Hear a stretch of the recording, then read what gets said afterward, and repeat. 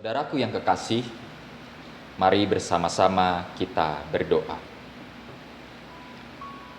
Ya Allah, 2000 tahunan yang lalu, melalui Yesus Kristus di atas kayu salib, Engkau menunjukkan betapa kasih-Mu yang agung itu bagi seluruh umat manusia selaku ciptaan.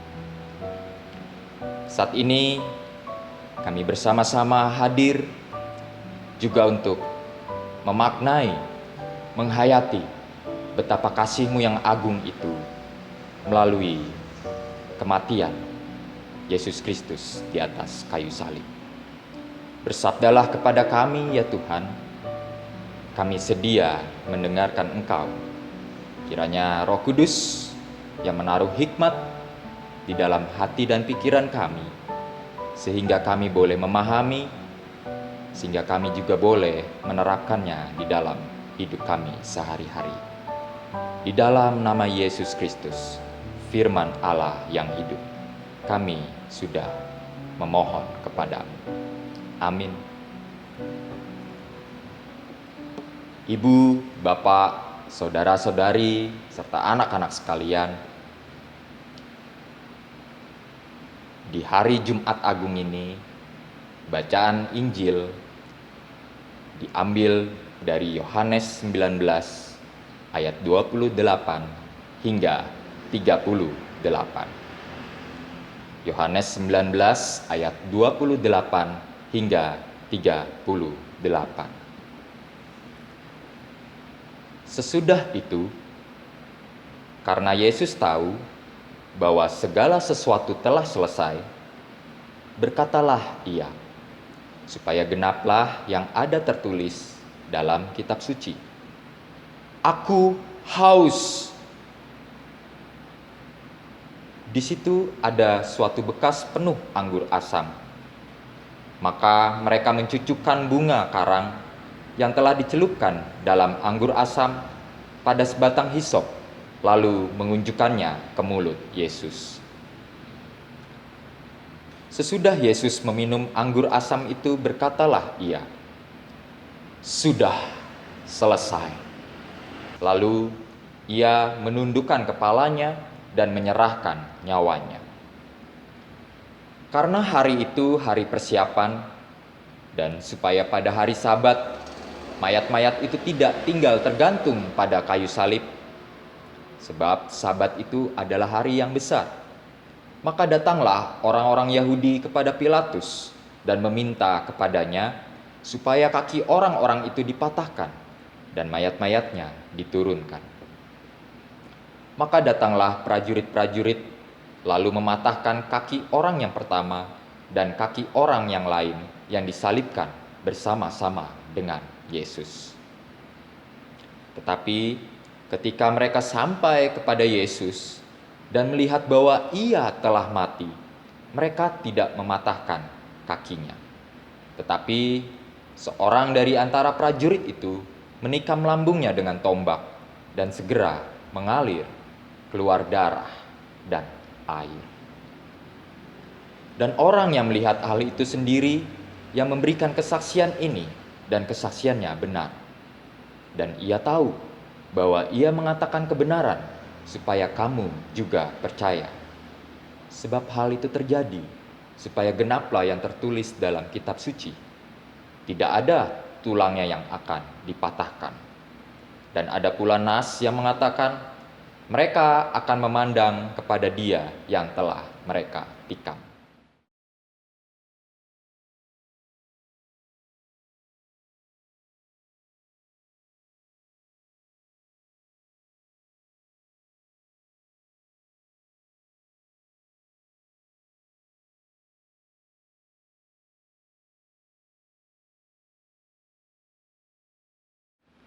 Demikian bacaan Injil untuk kita semua. Berbahagia kita yang tidak sekedar mendengarkan, melainkan mempraktikkannya di dalam hidup sehari-hari. Hosiana. 46, 46. Ayo Bu, digeser lagi Bu, biar segera berangkat. Ibu, bapak, saudaraku, kekasih Yesus, apa yang saya lontarkan barusan adalah pemandangan yang jamak terjadi di kota-kota metropolitan atau kota-kota besar di Indonesia ini. Misalnya Jakarta dan kota-kota sekitarnya. Pemandangan tadi adalah pemandangan saat sebuah angkutan umum atau angkot, lazimnya disingkat, itu sedang mengetem atau menunggu penumpang, dan itu biasanya lama. Pokoknya sampai dirasa oleh si supir dan kernet tadi penumpangnya sudah mencukupi kuota, sehingga angkot tersebut bisa pergi meninggalkan pangkalannya atau tempat di mana mereka mengetem. Proses mengetem ini adalah sebuah proses yang menjemukan dan cukup menyebalkan. Selain maaf, barangkali ada kemacetan di sana sini akibat mengetem tadi. Dan terlebih bagi si penumpang itu sendiri, kita tidak pernah tahu pasti sebagai penumpang kapan angkot tersebut penuh atau genap penumpangnya, memenuhi bangku-bangku yang disediakan di dalam angkot tersebut. Kita tidak pernah tahu. Itu tergantung dari si supir dan kernet tadi. Demi menggenapi sesuatu. Ibu bapak yang dikasihi Tuhan, di Jumat Agung ini kita juga melihat suatu peristiwa terbesar, teragung, tidak pernah ada duanya lagi di muka bumi ini, yakni peristiwa penyaliban. Yesus Kristus sebagai Tuhan, sebagai juru selamat, Ia adalah pribadi yang menggenapi seluruh janji Allah di atas kayu salib. Janji Allah akan kasih penyelamatannya kepada seluruh umat manusia, terhadap saya dan terhadap ibu bapak sekalian, terhadap semua manusia. Yesus Kristus hadir sebagai penggenapan dari kasih Allah ini tadi. Dicatat oleh penulis Yohanes bahwa Yesus hanya mengatakan 2 kalimat di saat ia menjelang kematiannya. Aku haus. Lalu kalimat berikutnya adalah sudah selesai. Kalimat aku haus dan sudah selesai ini saya maknai sebagai penggenapan dari janji Allah akan kasih penyelamatannya bagi seluruh manusia ciptaannya. Aku haus yang keluar dari bibir Yesus Kristus, saya rasa bukan hanya perkara dehidrasi belaka, atau karena Yesus haus secara fisik belaka, karena ia dahaga begitu rupa. Tidak. Betul bahwa penyaliban itu mendatangkan derita yang begitu rupa bagi yang disalib. Mungkin kita tahu bersama banyak penelitian terkait tentang seperti apa sih ketika orang disalib itu. Seperti apa rasanya? Apa yang terjadi dengan kondisi fisiknya? Kita bisa mengetahui dari peneliti-peneliti betapa ketika seseorang disalib, maka ia akan mengalami setidaknya beberapa hal. Di antaranya adalah dislokasi dari tulang-tulang di bahunya akibat tekanan yang begitu kuat, tarikan yang begitu kuat. Itu menyebabkan beberapa tulangnya tidak pada posisinya. Dan yang lebih utama dari peristiwa penyaliban adalah ketika seseorang tersebut mengalami kesusahan untuk bernafas. Ketika ia mengalami akhirnya kehabisan oksigen. Ia mengalami yang namanya kehausan secara fisik tadi. Ia dehidrasi. Ia dahaga yang begitu rupa. Maka wajar, manusiawi kalau Yesus dengan 100% di sisi manusianya, ia mengalami juga yang namanya kehausan secara fisik.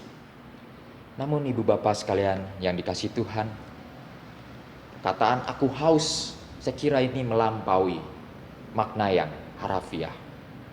Dengan mengatakan aku haus, ini tidak lain tidak bukan. Yesus seakan-akan mengatakan kalau dengan bahasa Indonesia saat ini, haus akan.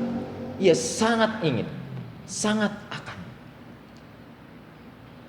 Seperti ada sebuah peribahasa Indonesia. Orang haus diberi air, orang lapar diberi nasi. Maknanya lebih kurang mendapat apa yang sangat diinginkan. Yesus Kristus yang menggenapi kasih Allah terhadap umat manusia tadi adalah pribadi yang akhirnya dengan kehendaknya sendiri, dengan kerelaannya sendiri, ia ingin untuk tetap taat sampai mati di atas kayu salib demi keselamatan seluruh umat manusia. Yesus haus akan keselamatan bagi seluruh umat manusia. Ibu, bapak, saudara-saudari yang juga saya kasihi, aku haus lalu disusul dengan sudah selesai. Jauh sebelum Yesus Kristus hendak dipatahkan tulang-tulang kakinya oleh para prajurit untuk membuktikan bahwa dia benar-benar sudah mati. Tidak perlu menunggu sejauh itu. Yesus Kristus tahu betul kapan ia akan mati. Segala sesuatu telah selesai. Ia adalah Allah. Ia paham betul kapan kematian menjemput dirinya. Ia tahu betul kapan sudah genap bilangannya atau sudah sampai ajalnya. Peristiwa salib merupakan penggenapan janji Allah dalam rangka penyelamatan seluruh umat manusia. Peristiwa salib juga bermakna ada kurban keselamatan, yakni Yesus Kristus sendiri, yang final, yang purna, sekali dan untuk selama-lamanya. Tidak ada duanya. Tidak ada setelah itu yang seperti Yesus lakukan. Yesus adalah kurban keselamatan seluruh umat manusia yang final, purna, sekali dan untuk selama-lamanya. Namun peristiwa salib kiranya juga mendatangkan sesuatu yang baru bagi setiap kita, manusia-manusia yang percaya bahwa Yesus Kristus adalah benar-benar Tuhan dan Juru Selamat manusia. Peristiwa salib mendatangkan kebaruan bagi setiap yang percaya. Kita bukan lagi manusia-manusia yang lama. Kita menjadi manusia-manusia yang baru. Salah satu tanda atau salah satu ciri manusia baru adalah ketika ia sedia, ketika ia rela, ketika ia mau mengampuni sesamanya, ketika ia mau mengasihi sesamanya. Dasarnya adalah kita terlebih dahulu dikasihi oleh Allah melalui kematian Yesus di atas kayu salib. Kita yang diampuni, kita kemudian didorong untuk mengampuni. Kita yang sudah dikasihi, kita juga didorong untuk mengasihi sesama kita. Di Minggu Palmarum, saya pernah menyampaikan betapa yang namanya kerendahan hati itu tidak semudah membalikan telapak tangan. Demikian juga dengan kasih itu sendiri. Sungguh tidak mudah yang namanya mengasihi sesama kita. Sungguh tidak mudah yang namanya mengampuni sesama kita. Saya ada satu cerita. Pengalaman saya pribadi dengan seorang dosen yang di kampus saya itu terkenal killer di kalangan para mahasiswa. Sebenarnya tidak. Ia adalah pribadi yang menurut saya baik, tulus hati, dan tegas. Suatu ketika ada janji untuk ketemu dengan beliau, semacam melakukan percakapan konseling dengan beliau. Entah bagaimana, saya sedikit teledor, sehingga saya yang sudah datang tepat waktu, bahkan kurang lebih 15 menit sebelum itu sudah datang, saya mesti terlambat untuk menemui beliau. Dosen saya ini tahu, bahkan menyapa saya, karena saya sudah datang lebih dahulu sebelum waktu yang dijanjikan. Namun itu tadi, saya sedikit teledor dan ada masalah miskomunikasi. Pendek kata, si ibu ini, dosen saya ini, menghampiri saya di mana saya menunggu beliau.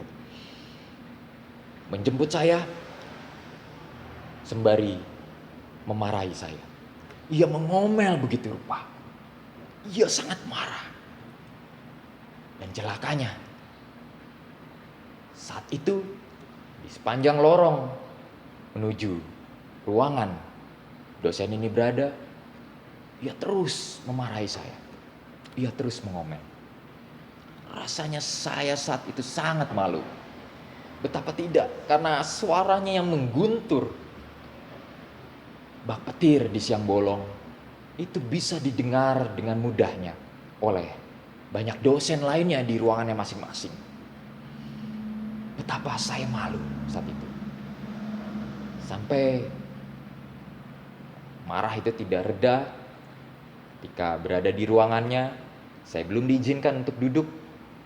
Ia terus memarahi saya dan menjelaskan alasan ia memarahi saya. Saya terima, saya akui kesalahan saya, dan saya meminta maaf. Yang terjadi berikutnya, ini menarik ibu bapak sekalian. Saya kira ia akan terus-menerus diliputi oleh rasa marahnya. Ternyata tidak. Ia justru menjadi pribadi yang berbeda. Ia begitu lepas, kami bisa bercakap-cakap dengan seru, kami bisa saling merespon dengan seru, bahkan diiringi dengan candaan dan tawa. Sampai tiba saatnya saya undur diri dari hadapannya. Barangkali karena saya dilahirkan dari keluarga Jawa, rasa tidak enakan, tidak bisa tidak, itu menghantui pikiran saya saat itu. Akhirnya sebelum saya berpamitan, saya meminta maaf untuk kali kedua kepada si ibu tadi. Dan ini membuat saya terhenyak, membuat saya terkejut begitu rupa. Betapa tidak. Saya kira ibu tersebut tidak akan memaafkan saya. Nyatanya yang terjadi adalah sebaliknya. Ia justru berkata dengan lembut, namun tegas. Arta, ya sudah. Yang sudah, ya sudah. Itu sudah berlalu. Padahal kejadian itu barusan saja. Yang sudah terjadi, ya sudah terjadi. Yang sudah, ya sudah. Tidak perlu diingat-ingat kembali. Saya sudah memaafkanmu. Saya hanya bisa mengucapkan terima kasih kepada dosen saya ini yang dianggap killer tadi oleh kebanyakan mahasiswa di kampus saya. Saya betapa melihat keteladanan beliau soal mengasihi dan mengampuni. Tidak perlu menunggu matahari terbenam. Tidak perlu menunggu hari berganti. Seketika itu juga, detik itu juga, pengampunannya ada, kasihnya ada. Ibu bapak, saudara-saudari sekalian kasih Tuhan, demikian dengan Kristus. Kristus terlebih dahulu memberikan kita keteladanan tentang pengampunan dan kasih. Betapa ia mengampuni kita, betapa ia mengasihi kita. Seketika itu juga, dan itu final atau purna tadi. Tidak ada penundaan di dalam mengampuni, tidak ada penundaan di dalam mengasihi. 1 Yohanes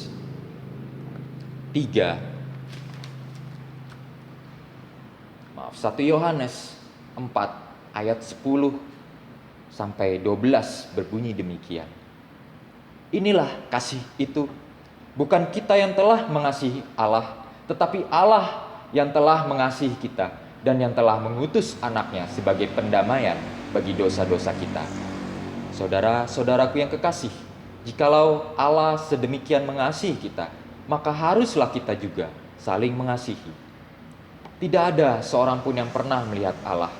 Jika kita saling mengasihi, Allah tetap di dalam kita dan kasih-Nya sempurna di dalam kita. Yang namanya mengampuni, yang namanya mengasihi, itu adalah ciri murid Kristus. Yang namanya mengampuni, yang namanya mengasihi, itu adalah kewajiban kita sebagai pribadi-pribadi yang sudah menerima keselamatan dari Yesus Kristus di atas kayu salib.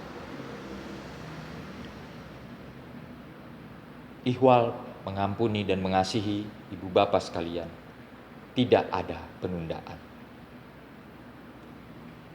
Detik ini juga, seketika ini juga, ampunilah saudara-saudaramu yang barangkali pernah membuatmu luka, yang barangkali pernah meninggalkan kekecewaan di dalam hatimu, yang barangkali pernah mengkhianatimu, yang barangkali pernah meremehkanmu begitu rupa, yang barangkali pernah merendahkanmu begitu rupa, yang barangkali pernah mempergunjingkan dirimu begitu rupa.